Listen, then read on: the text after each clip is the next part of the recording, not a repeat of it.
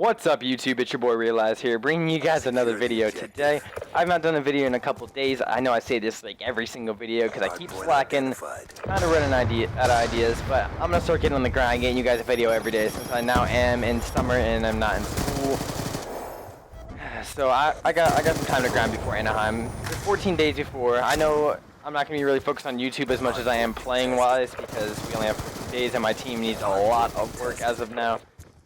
You guys haven't seen us, but we haven't been at our best. So hopefully soon we're going to get at our best and then step it up so we play amazing in Anaheim. But I'm doing this video. This is a question and answer video. I got a bunch of questions from you guys from Twitter. Actually, I don't have a bunch, but I have a good amount of questions. And I'm going to just get us going. So start with the first question. Would you ever leave VVV for another team? And if so, which team? Okay. If I was able to leave VVV and I wanted to leave VVV, I would only leave for a team like, say, Optic or Envy. Maybe even Impact, because Impact is a winning team and whatnot. But Optic and Envy are the main things because of their name. The name is what would draw me to that team. Because you got the name like, you think of Optic and you have Nadeshot and Scump. Both people with 100k plus followers.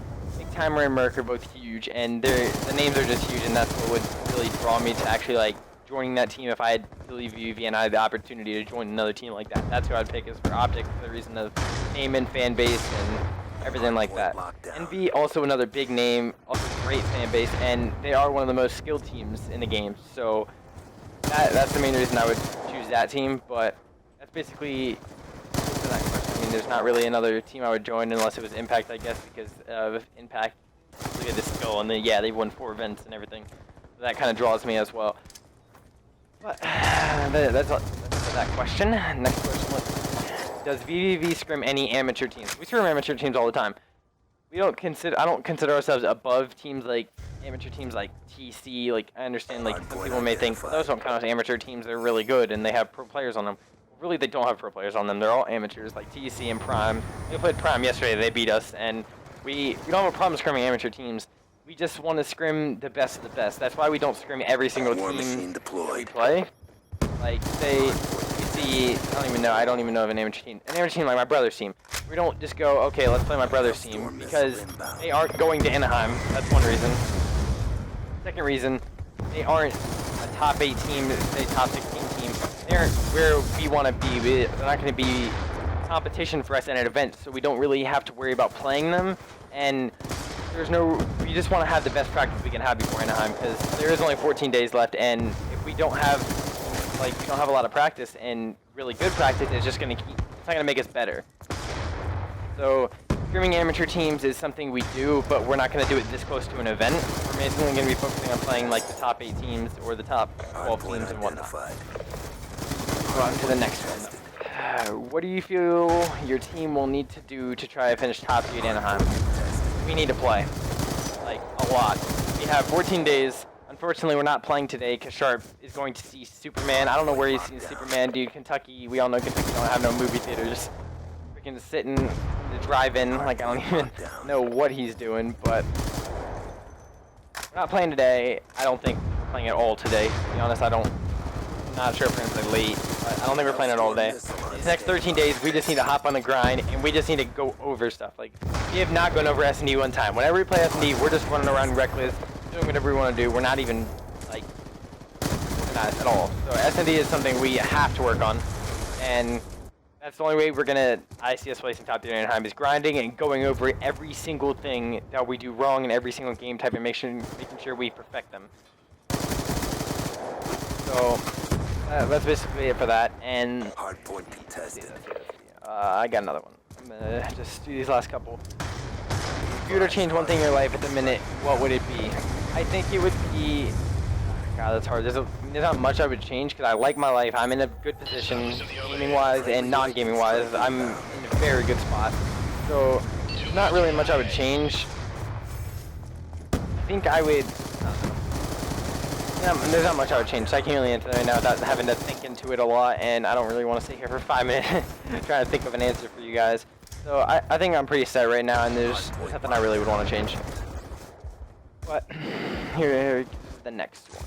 Who are your top 8 teams, skill/past performance-wise? The top 8 teams I think are going to place top 8 at Anaheim. Let me think. Okay, this is no order at all. Impact, Envy, Complexity, Evil. I would say us. Okay, so that's Impact, Envy, Complexity, Evil, us. Hostiles have captured the hard. I could say Optic if they start grinding through the team. If they when they get into that team house and they start grinding with them. So that's what, 6. I see Epsilon placing top 8 because of how good I've heard they are. They're supposedly the best team in the EU. I see them placing top 8. And 7-8, I have no idea, dude. I don't know if I'm forgetting anybody. I feel like I'm forgetting somebody. That's why I hate doing these top 8 teams things, 'cause I never remember them exactly. So I feel like I'm forgetting somebody. I don't know. I'm just gonna say those top 6, and that's all I can think of right now. But here's a good question. I like this one. I get this one a lot, and I feel like I can answer this one pretty well. If you could have a dream team for the pro circuit, who would it be? Really, you gotta think about all-around players. I think the dream team for the circuit would be myself, Rambo, Proofy, and Karma. The thing with Karma is Karma would have to grind, and I know Karma doesn't need to grind to be the best, but if he grinded, it would make it that much better, and I feel like that could be a God squad. I don't even know, because I mean, obviously I have to put myself a part of it, even though I don't think I'm one of the top 4 players. I think I'd be a God squad because of the fact that you have Rambo and his smarts, Proofy and his amazing, he's like an explosive player and really knows what he's doing and just is an all-around dominant player.